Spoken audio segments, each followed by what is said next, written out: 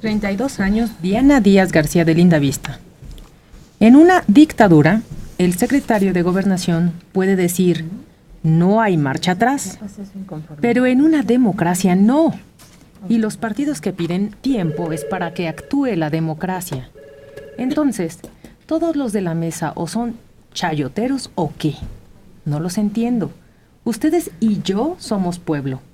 ¿Por qué tienen que estar a favor de todas las leyes?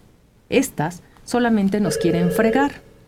Vengo manejando y me indigna que el pueblo esté en contra del pueblo.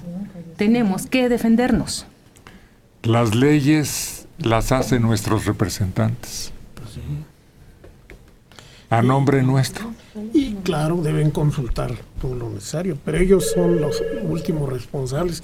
Y sí indigna que el pueblo esté contra el pueblo. A mí me indigna que el pueblo interrumpa las actividades, bloquee el aeropuerto.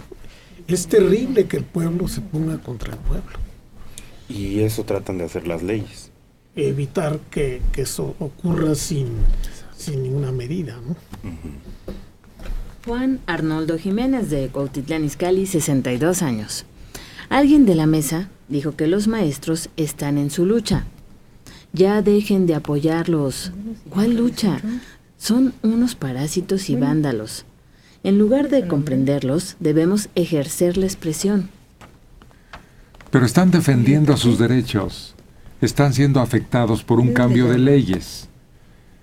Resulta que los maestros fueron una especie de modo de voto corporativo, eran privilegiados.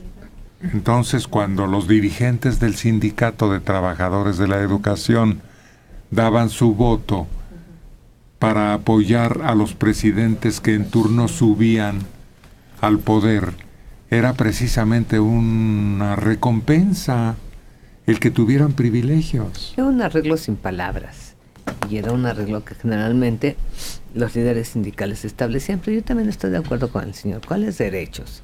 Yo creo que muchos de ellos vienen exclusivamente porque es una indicación de parte de sus líderes, vienen con apoyo económico, y creo que no es más que mantener una situación de caos y de crisis enfrentando al gobierno.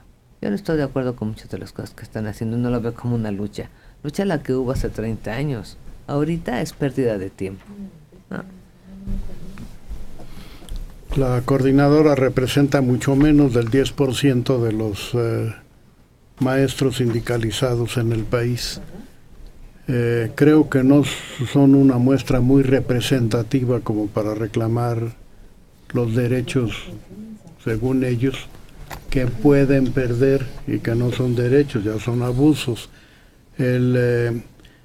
La cuestión es que si los líderes sindicales ya estuvieron de acuerdo en las modificaciones y fueron discutidas con ellos, si la coordinadora se le dio la oportunidad de hablar y no negocia, sino se mantiene necia, pues yo no sé hasta dónde tengan derecho a la protesta. Pero espérate tantito.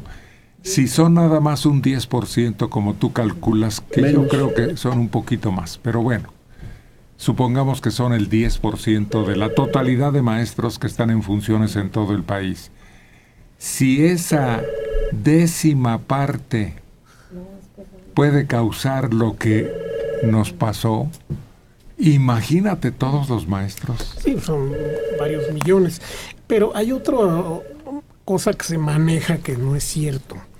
Dice, son como los trabajadores, son como obreros los maestros, ¿no? Ellos no trabajan para un patrón, el cual obtiene una ganancia económica de su trabajo, y mucho menos son servidores públicos. Son personas contratadas por el Estado para dar un servicio público que es la educación básica, además. Entonces deben cumplir ese propósito, porque es la base principal para lo que existen. No, en realidad no son, digamos, el proletariado de la vida cultural del país, ¿no?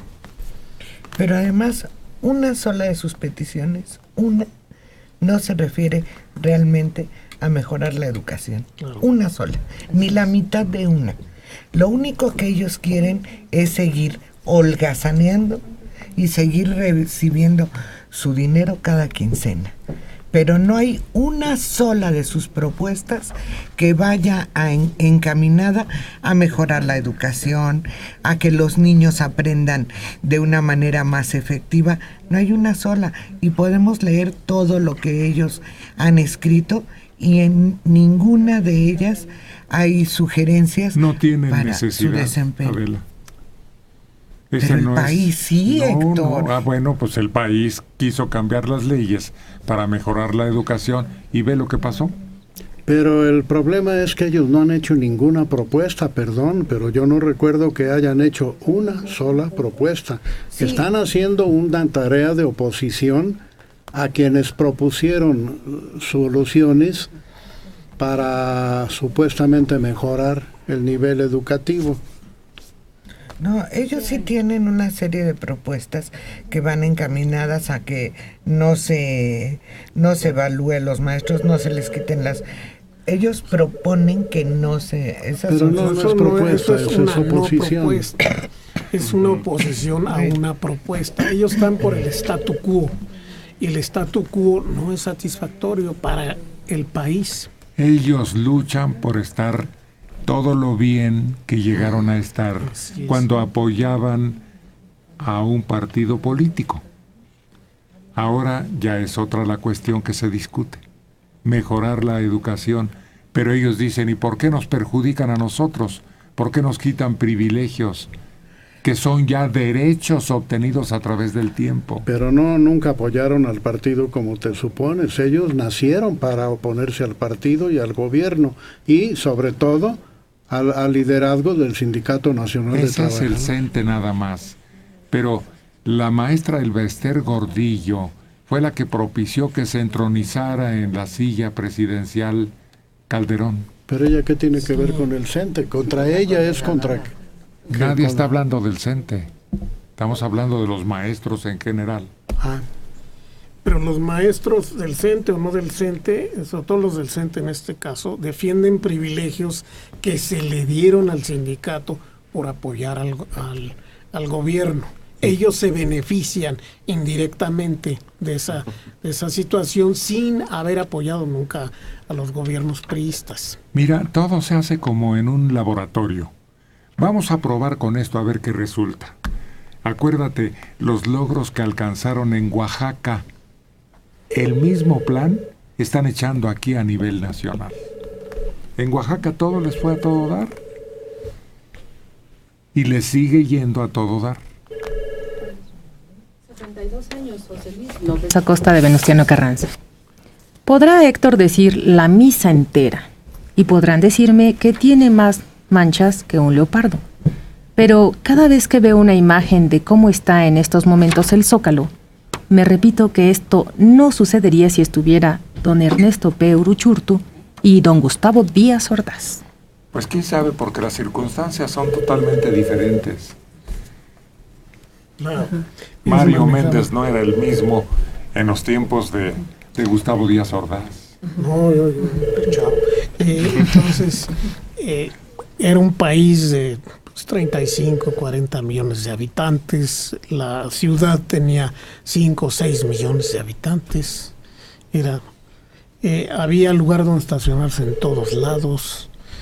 Los maestros pues, estaban muy bien pagados. Un maestro podía mantener a una familia con su sueldo. Y precisamente fue López Mateos el que la emprendió contra los maestros. Ah, sí. Y los metió al orden.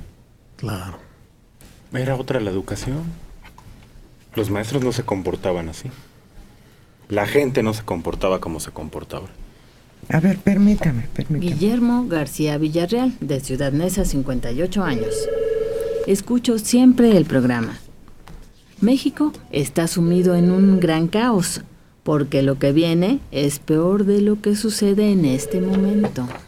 No me asuste. Ay, señor, ojalá no es cierto. Su voz no sea de profeta. Se le haga chicharrón.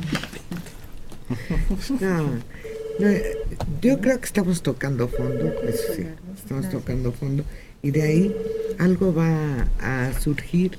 Yo no sé quién tiene la mano firme y va a recomponer las cosas, no sé. Espero que sea quien le corresponde recomponer las cosas, eso espero. Pero esto se va a recomponer, no podemos continuar así. ¿Cuál es su nombre? El problema es por dónde empezamos. Recuperamos territorios perdidos a manos de grupos armados. Recuperamos zonas para darles paz donde trabajan los narcos. Ponemos en paz a los profesores. Tranquilizamos a los, no sé, los ayotzimpas y todos ellos. Vamos finalmente a moralizar a la policía y a unificarla en el mando único que dicen, etcétera. ¿Por dónde empezamos? Ese es el problema. ¿Cuál es su mensaje? Fíjate que por donde tendrían que empezar principalmente los partidos y los que pertenecen a ellos, es dejar a un lado sus intereses personales. Dejar a un lado sus intereses presupuestales, el PAN, el PRD y el PRI, y realmente preocuparse por el país. Si ellos dejan toda esa parte que solo les conviene y solo va sobre sus intereses personales y se ponen a trabajar en lo que fueron, para lo que fueron elegidos, las cosas empezarían a componerse por ahí. Pero el PAN está empeñado en no decir que sí, si no le firman la ley política, la reforma política. Porque ellos piensan que algún día podrán regresar, que Dios nos libre de tal maldición. Los otros están interesados en llegar porque nunca han llegado y se les está frustrando la llegada, y los otros están empeñados en no volver a soltar entonces cuando dejen esos intereses verás cómo empiezan a recomponerse las cosas. Adela, me gusta tu exhorto, me parece muy cristiano. Sean buenos, por favor. No, yo no les no pido, sean malos. No, yo no pido que sean buenos, yo nada más pido que se pongan a trabajar para lo que fueron elegidos, Carlos. Pero si es lo único. Yo no los quiero confesados cada domingo, Dios me libre. No, que se pongan a trabajar. Pero tú ves la historia de cada uno de nuestros políticos que están encumbrados, se han pasado toda la vida para llegar donde están y para mantenerse ahí, con los dientes, con las uñas y como pueden. Sean buenos. Entonces esto no tiene remedio. Pregunta Carlos que quién va a poder, y nombra una serie de situaciones disfuncionales. Un hombre solo no puede. De ahí la inteligencia y el talento del líder. El líder se rodea de inteligencia. El líder se rodea de honestidad. ¿A ti te toca seguridad pública? Al precio que sea. Pero me limpias. ¿A ti te toca educación? Al precio que sea, pero me los detienes. ¿A ti te toca economía? Al precio que sea. Pero actúa. Yo soy la cabeza. Yo no puedo estar barriendo la casa. Para eso los tengo. Pero mientras la cabeza no se rodea de un equipo de inteligencia multidisciplinario que conozca a fondo la problemática de cada una de estas y esté más que comprobado a prueba de balas que son personajes y personas honestas, no vamos a tocar fondo. Estamos en caída libre, no hemos tocado fondo todavía. Y está el ejemplo fundamental, fue Juárez mismo. Juárez se ve en una situación muchísimo peor de lo que nos podemos imaginar ahora. ¿Cuál era su estrategia? Rodearse de personas mejores que él. Por supuesto. En lo militar, en la cuestión legal, en la cuestión educativa. Que a veces se le rebelaban y se le echaban encima y todo. Pero gracias a eso se recupera el país y se vuelve a iniciar. Volvemos a la posición cero con él. Pero aunque estés rodeado de gente muy inteligente y muy capaz, si tiene intereses, convenios, compromisos. Por eso lo dije, blindado, a prueba de balas. Personas no solo inteligentes, sino comprometidas con el país, con valores y con límites. Es la única forma. ¿Dónde está ese hombre de confianza que debería conducir las riendas de la educación en este país? Para empezar yo tendría que buscar entre maestros. No, el que está. No. El que está, ¿por qué no aparece? ¿Por qué no pinta? ¿Por qué no se dibuja? Pues ¿por qué no? No tiene la capacidad. A él deberían dejarle la tarea según tu esquema. Él debería poner orden en educación a como dé lugar, como señalaste. Sí, señor. No hay otra. No, es que no hay otro. Ese es el problema.